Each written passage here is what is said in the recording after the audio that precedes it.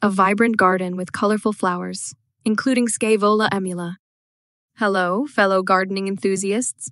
Today, we're diving into the wonderful world of fan flowers, the charming Scaevola Aemula. These beauties are a delight to grow, and I'm here to guide you through the process in the most straightforward way possible. So, grab your gardening gloves and let's get started. Before we dive into the nitty-gritty details, let's talk a bit about our star today, the Scaevola Aemula, also known as fan flowers. These lovely plants are known for their unique fan-shaped blooms that come in various colors, making them a perfect addition to any garden. Now, let's jump right into the steps to help you grow your own stunning fan flowers. First things first, let's talk about location. Fan flowers love the sun, so pick a spot in your garden that gets plenty of sunlight at least 6 hours a day. However, they also appreciate a bit of shade during the hottest part of the day. So, a spot with partial sunlight is ideal. Make sure the soil is well draining too. Now, let's prepare the soil. Scaevola Aemula prefers slightly acidic to neutral soil. You don't need a pH. D. In gardening for this, just aim for a soil between 6.0 and 7.5. If your soil is on the heavy side, mix in some organic matter, like compost, to improve drainage and provide the plants with the nutrients they need to thrive.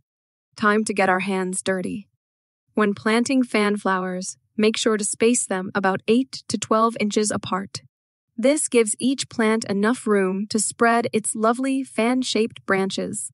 Dig a hole slightly larger than the root ball, place your fan flower in, and cover the roots with soil. Pat it down gently to remove air pockets. Watering. Host. Watering is crucial, especially during the first few weeks. Fan flowers like to stay moist but not soggy. Water them deeply once a week and adjust based on weather conditions. If it's scorching hot, they might need a bit more hydration. Pro tip: water them at the base to keep the foliage dry and prevent any potential diseases. Now, let's talk about feeding your fan flowers. A balanced, all-purpose fertilizer works wonders. Apply it in the spring and then again in midsummer. Be sure to follow the package instructions and remember moderation is key. We don't want to overwhelm our little fan flowers with too much of a good thing. Here's a secret to encourage even more blooms: pruning. Yes, it's like giving your fan flowers a stylish haircut. Once the blooms start to fade, snip them off. This not only keeps your plant looking tidy, but also stimulates new growth and more blooms. Don't be afraid to get in there and shape them up a bit. Pests, the unwanted visitors in any garden. The good news is, fan flowers are relatively resistant to pests. Keep an eye out for aphids and spider mites, though. If you spot them, a gentle spray of soapy water should do the trick. And remember, a healthy garden often takes care of pests naturally. As your fan flowers grow, they might need a little support, especially if you live in a windy area. A simple stake can help keep them upright and prevent any bending or breakage. Think of it as giving your lovely fan flowers a helping hand to stand tall and proud. Now, my friends, the most exciting part: enjoying the blooms.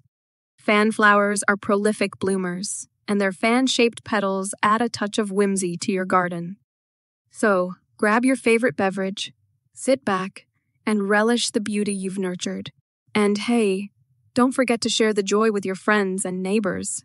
There you have it, your easy guide to growing Scaevola Aemula, the delightful fan flowers.